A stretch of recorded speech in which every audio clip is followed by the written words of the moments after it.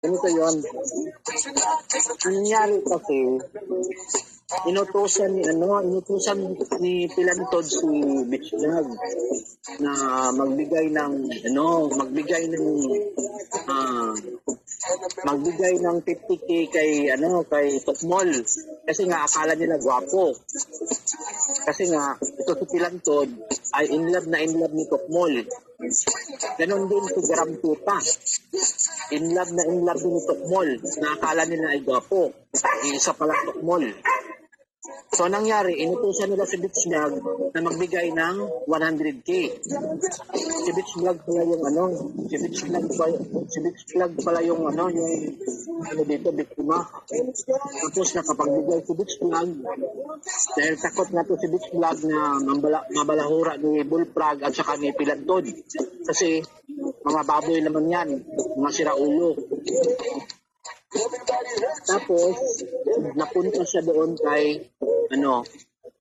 Shala. At doon na naman, binigyan niya si Shala ng binigyan niya ng pambili ng mga anong tawag doon? Equipment para sa vlog kasi magba-vlog na daw si Shala. Binudol na naman niya si Beach Vlog. Si Beach Vlog talaga yung kaibigan ko na nabibiktima dito sa Sukmid. Ang daming nangutang, tapos binudol na naman siya ni Idiot. Over 100K na yung naibigay ni Beach Vlog din sa pangbubudol ni Idiot. Sa part naman sa akin, magkaibigan kami ni Beach Vlog kasi pareho kaming Bisaya. At that time, yung nagkakilala na kami, so pandemic yun. Pandemic pa since 2021. So hindi pa nawala yung pandemic. 2021 yata yun. Na nagkakilala kami ni Beach Vlog 2022 at 2020 doon sa channel ni David. At tumawag si Beach Vlog sa akin at binigyan ako ng pera. Sabi ko, bakit mo naman ako binigyan ng ganitong halaga?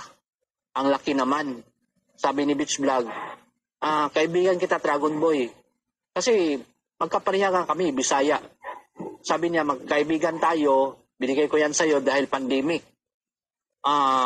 I-clarify ko lang Beach Vlog, maraming salamat, pero yan na nga, I'm so very, I just wondering bakit ganito kalaki yung binigay mo at saka hindi ako humingi sa'yo.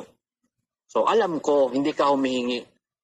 Sa iba ka humihingi, nakita ko na ikaw ay hindi ka humihingi sa akin, nakikita ko na hindi ka humihingi, kaya binigyan kita. Yun ang ni Beach Vlog.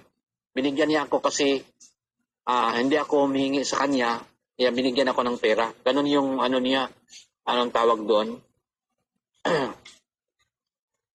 Ganon yung ideology niya.